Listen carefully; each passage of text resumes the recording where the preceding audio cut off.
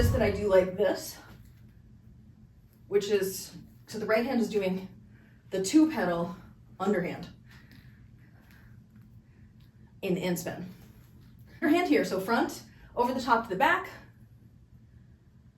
across the bottom to the front, over the top to the back, across the bottom front, over the top to the back, across the bottom front, over the top to the back, across the bottom front, over the top to the back, across the bottom front, over the top to the back. So for this one, you'd be like this. Your right hand is behind you in underhand.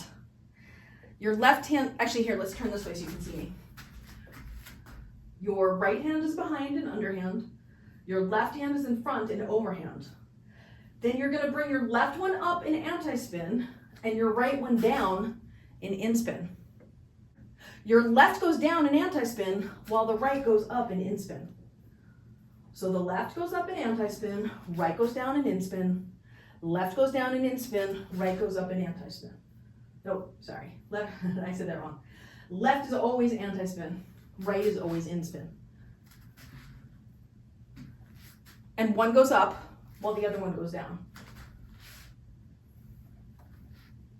And once you get it going from the front to the back, then you can try doing 1 time around.